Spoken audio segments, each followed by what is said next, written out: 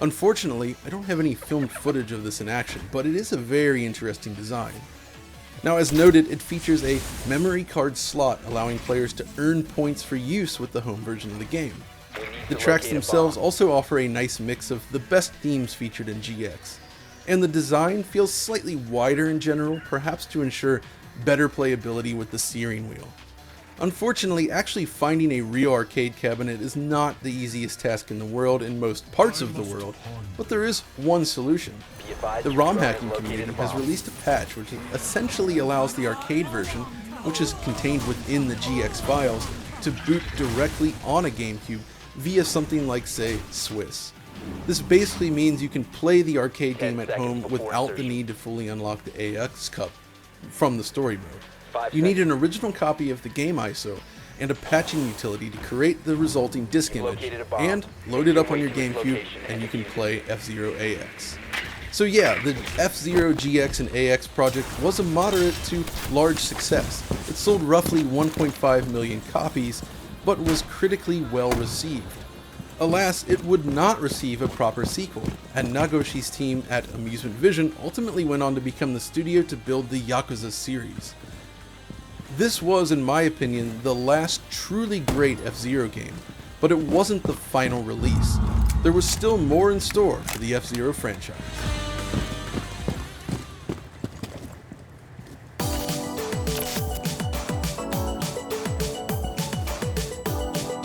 In 2002, as F-Zero Maximum Velocity saw great success, particularly in Japan, Nintendo optioned the franchise to become a mixed media property in the hopes that many characters, designs, and the settings would lead to popular manga or animation.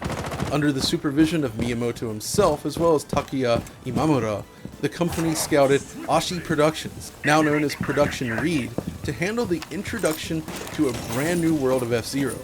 Longtime screenwriter Sakai Akiyoshi was tasked to create an outline, while Ami Tomobuki was given the director's duty, as she had previously proven herself very skilled at creating character-driven connections in her work. In F-Zero Falcon Densetsu, viewers would be introduced to the world of F-Zero via a new character of Ryu Suzaku, a policeman who suffered an accident and was put on ice, so to speak, until the year 2201. When he is suddenly revived. His revival is for the assistance to the Mobile Task Force, who are seeking out the evil syndicate Dark Million organization run by Black Shadow. Worst yet, Ryu's arch nemesis from his own time, Zoda, has been revived by Dark Million as well, reigniting their rivalry in the future. In the midst of all this turmoil and crime is the F-Zero Grand Prix, promising prize money that could either fund crime if it falls into the wrong hands, or get rid of it should it land in the right hands, as well as a mysterious bounty hunter by the name of Captain Falcon. Owing a lot of inspiration from popular action films and cyberpunk entities, Falcon Densetsu includes elements of mysticism and fantasy more akin to Star Wars, and the series was commissioned for a full 51-episode run on TV Tokyo in late 2003. While initial numbers were positive, the show failed to hold an audience due to slightly uneven pacing and confusing plot twists, so the expansion into other media such as manga and toys was ultimately scaled back. Miyamoto himself was reportedly quite unhappy with the lack of strong plot lines and scrapped numerous plans for future projects of a similar nature.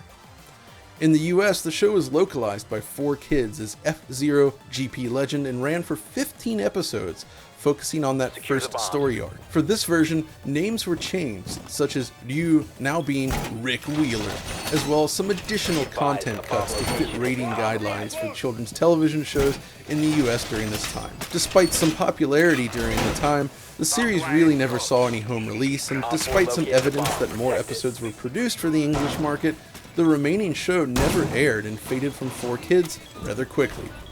Despite the attempts to create a franchise not really working out, a game tie-in was naturally inevitable, and yet again, on the Game Boy Advance, F-Zero would race on.